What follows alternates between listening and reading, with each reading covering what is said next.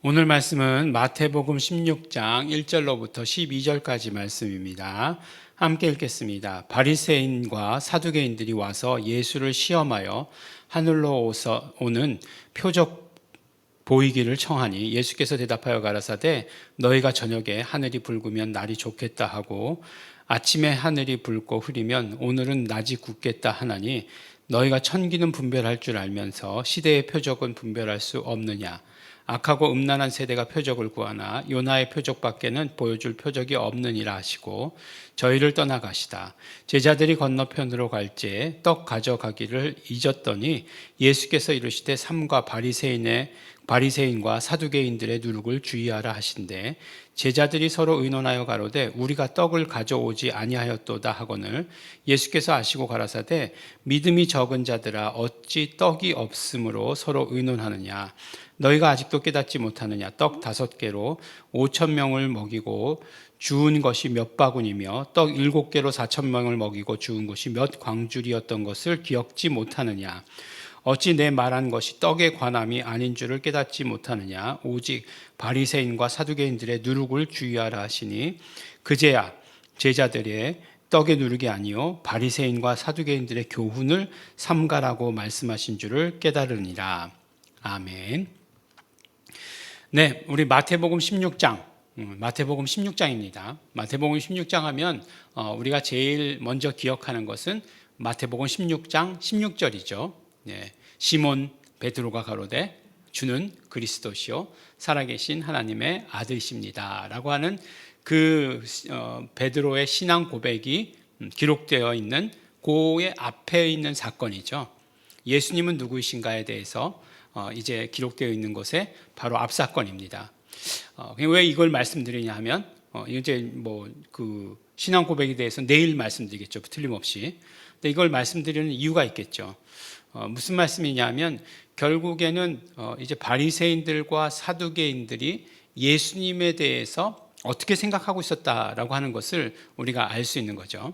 더러는 세례 요한, 더러는 엘리야, 더러는 선지자 중에 하나, 그런 것을 떠나서 이들이 어떻게 생각했다는 것을 알 수 있고 이들이 또한 예수님에 대해서뿐만 아니라 하나님에 대해서 어떻게 생각했다는 것 자체도 알 수 있는 것이죠.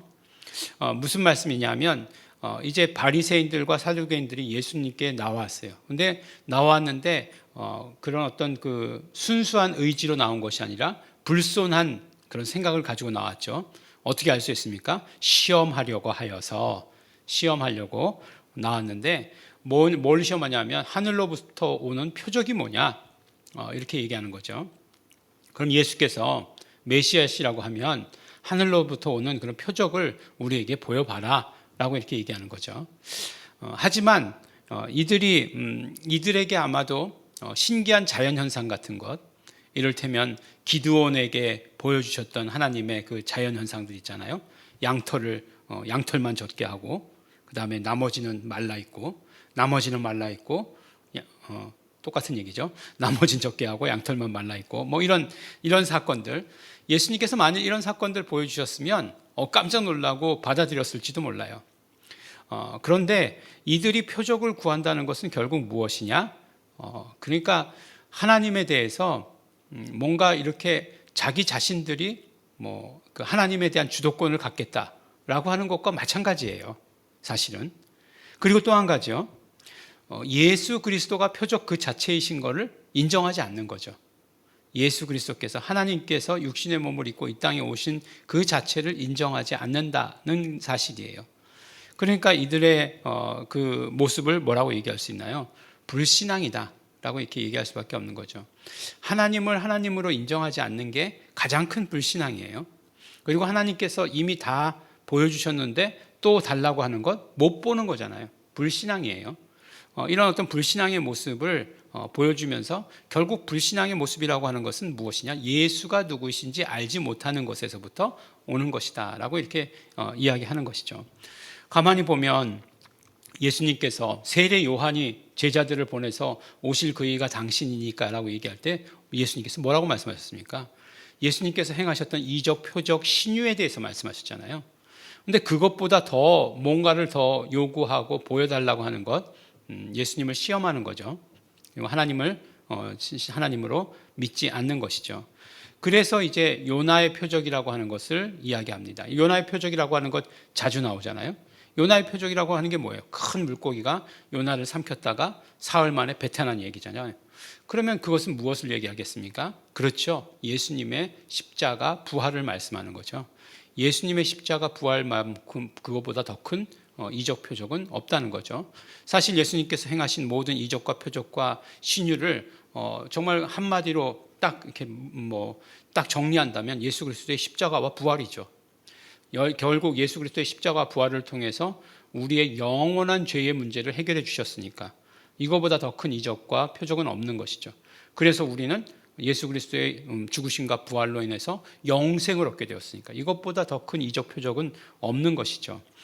그래서 예수 그리스도께서 이 땅에 오신 것, 육신의 몸을 입고 오신 것, 이것이 하나님께서 보여주시는 가장 큰 표적임에도 불구하고 그것을 거부하는 자들에게 대해서는 아무런 할 말도 없다라고 이렇게 얘기한 거죠. 그래서 이제 예수님께서 뭐라고 얘기하십니까? 이들의 불신앙에 대해서 경계해야 된다. 이런 불신앙, 세상의 불신앙뿐만 아니라 이 종교 지도자들의 불신앙을 경계해야 된다라고 말씀하셨죠. 근데 제자들이 또 못 알아들었죠. 우리가 떡을 안 갖고 왔구나. 누룩을 조심하라 그러니까 떡을 안 갖고 왔구나. 또 얘기하는 거예요. 예수님께서 말씀하시잖아요. 5병이어의 이적 때 너네 뭐 했니? 7병이어의 이적 때 너네 뭐 했니? 라고 이렇게 물으시는 거예요. 5병이어의 이적 이후에 주운 것이 몇 바구니며 7개로 4,000명을 먹이고 주운 것이 몇 광줄이었던 것을 기억하지 못하느냐. 그렇죠. 12바구니 7광줄이 그렇게 돼 있죠. 그래서 그거를 말씀하신 이유는 뭐예요? 지금 이건 떡에 대한 문제가 아니다 라고 이렇게 말씀하신 거죠.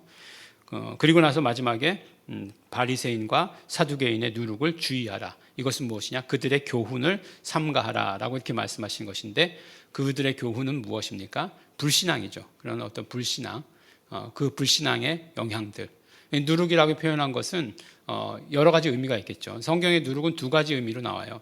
한 가지는 긍정적인 의미죠.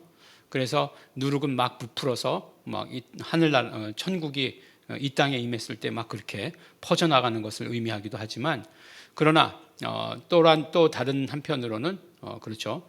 이렇게 퍼져나가긴 퍼져나가는데 그것이 부패죠, 부패. 그래서 나쁜 영향력을 주는 것을 말하는 거죠. 그런 어떤 이번에는 그 부정적인 의미로 말씀하신 거죠. 그 나쁜 영향력을 조심해야 된다 말씀하시는 것입니다.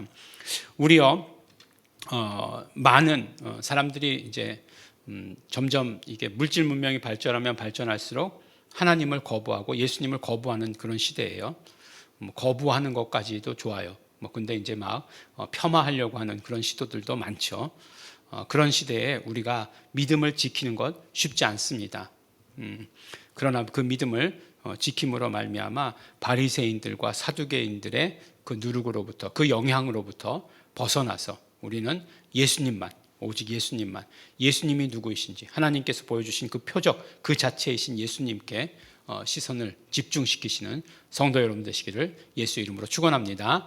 기도하겠습니다. 하나님 아버지 감사합니다. 우리는 오직 예수님만 바라보기 소원합니다. 하나님의 모든 것 되신 예수님께 우리의 시선을 돌리게 하여 주시옵시고 마음을 정하게 하여 주시옵소서. 세상의 나쁜 영향력들로부터 우리를 지키고 보존하여 주시옵소서. 감사드립니다. 예수님 이름으로 기도드렸습니다. 아멘. 그러므로 우리 이 시간에 기도하실 때 성령님의 도우심 아니고는 우리가 우리 힘으로 할 수 없는 것 고백합니다. 성령님, 오직 우리를 예수 이름으로 보존하여 주시옵소서. 세상과 이 모든 그런 영향력들, 부정적인 영향력들에서 우리를 지키고 보존하여 주시옵소서. 다 같이 통성으로 기도하시겠습니다.